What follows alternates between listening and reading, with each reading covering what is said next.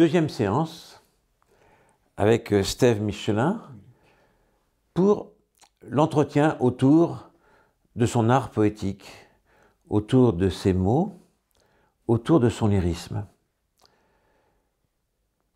Première ouverture. À quoi sert la poésie? À quoi sert le poète?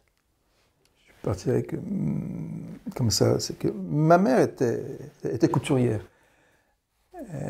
Son travail, c'était de réparer les tissus là où elle trouvait des fissures, comment je peux dire, des défauts dans le matériel. Et étrangement, le poète fait la même chose. Il est aussi un grand couturier. Il ficelle, avec les mots, il prend soin du monde. En fin de compte, il met un baume pour que, je voudrais dire, même, j'irais dire jusque-là, pour que l'ouverture de l'être qui se présente à lui, il met un baume pour pas qu'il se referme. Il prend soin, oui, il prend soin de la visitation à son regard et au regard de l'homme lui-même. Donc, oui, le poète était aussi un médecin, si je veux dire, hein, encore une fois. C'est un terme que j'aime beaucoup. Est-ce que je pourrais émettre l'idée? Oui. Un chaman? Un chaman, bien sûr, dans la savane. Hein, les choses se montrent à lui, il les voit, il accourt vers la chose qui se montre à lui. Il sait que cette chose-là est fragile. Il la prend dans ses bras. Hein. Enfin, chez moi, le poète a cette image-là, primordiale avant toute chose. Les mots sont les véhicules de l'art du poète. Oui. Y a-t-il dans ta poésie, dans ta vie, des mots qui sont les premiers trésors? Quels sont-ils? Je ne sais pas comment y répondre, mais je sais que les choses viennent à moi sans chercher, sans acte volontaire. Hein. Il se donne vraiment, comme je veux dire qu'une belle femme peut se donner, mais il faut souvent que j'ai le nul dans le regard. Il n'y a pas d'un devoir chez moi, il n'y a pas d'une prise, encore une fois, d'un acte volontaire. Il faut que la chose vienne à moi, tout simplement. Et je ne choisis pas les mots, je ne vais pas vers. C'est eux qui viennent vers moi. Ton corps, ton âme, ce sont des auberges? Oui. Qui les accueillent, au fond? Oui. Nécessairement, oui. C'est pour ça que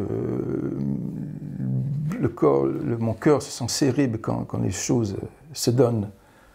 Je suis aussi comme un père et comme une mère en même temps, qui prend soin. L'homme est le berger de l'être, hein. Mais comme c'est dit et redit, il est aussi l'amant de l'invisible. Ça, c'est très, très important. Je suis un bon amant, je crois. Peut-être aussi un animal sauvage.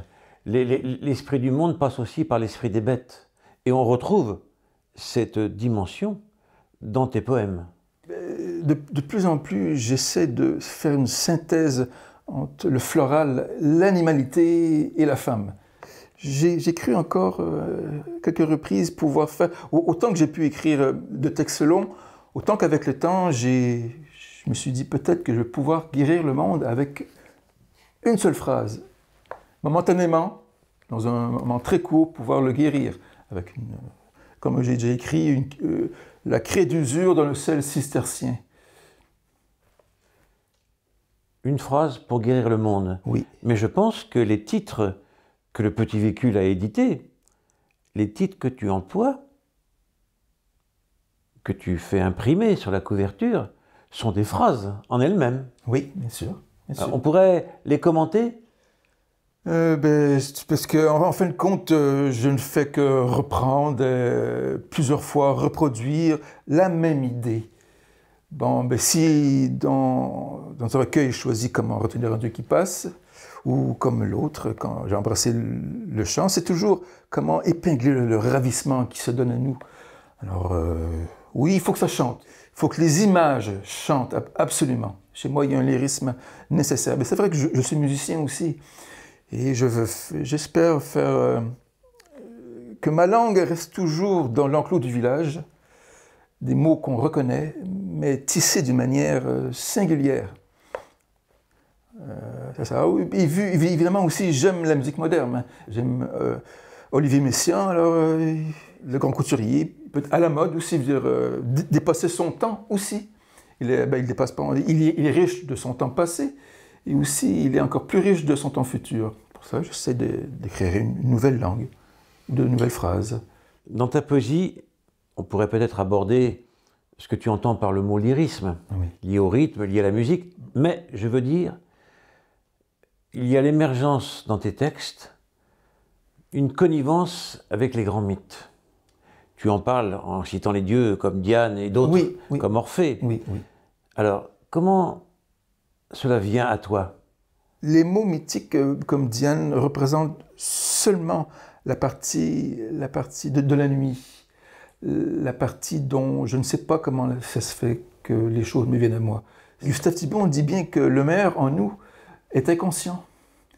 Alors c'est ça, c'est les couleurs de la nuit, la lumière de la nuit, l'orage de la nuit.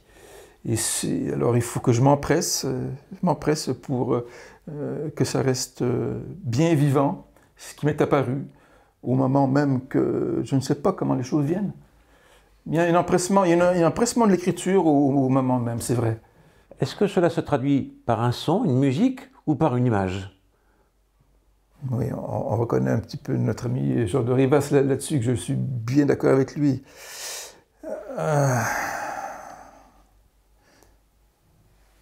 Je vous dirais que c'est vraiment une synthèse des trois que je fais, puisque j'essaie de reproduire ce qui s'est passé, comme je l'ai dit tout à l'heure, la visitation. Donc il y a un son, il y a une image aussi.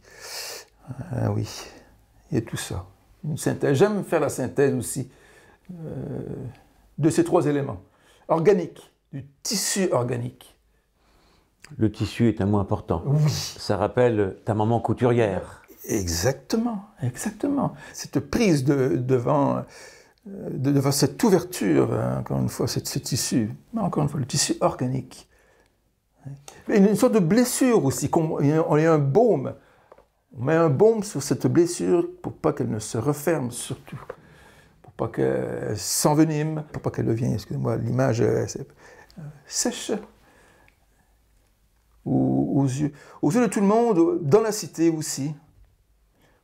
Oui. Pour clore provisoirement ce débat, j'aimerais que tu dises deux mots de ceux qui ont accompagné tes deux livres. Il y a le photographe Anatoly Orlovsky, et puis aussi Dominique Robillard. Comment les vis-tu, comment les ressens-tu? J'ai connu Dominique, c'est une grande femme, avec de larges épaules, avec un superbe sourire. Belle bouche. Elle est photographe, mais pas nécessairement, elle est autodidacte. Il faut lui dire absolument qu'elle a beaucoup de talent. Elle-même, elle n'ose pas. Donc, vu que j'avais travaillé avec elle, on fait des montages de scènes, on fait des expositions. Et je lui ai dit, Dominique, voudrais-tu faire... je serais bien contente de qu'on puisse un peu te connaître aussi. Alors, vu que j'aime aussi aider les gens, j'aime partager, j'aime faire des duos. Je me sens plus fort. Alors Dominique, oui. C'est ça. Et Monsieur Anatoly, sur le dernier recueil. Anatoly, oui, c'est un monstre. Un monstre dans la mesure qui se montre. Bon pianiste, musique moderne, bon photographe. Sa photo est très, très abstraite. Donc j'ai dû choisir avec lui, on a travaillé ensemble pour tirer des images qui représentaient quand même... les textes. Je veux vous dire, il est très bon poète aussi. Mais c'est un homme très cultivé, très retiré, mais très cultivé aussi. Alors, mais c'était vraiment un don. Je veux dire, ces deux photographes-là se sont donnés. Ils n'ont rien demandé, c'était grande joie. On s'est partagé l'amitié très fortement.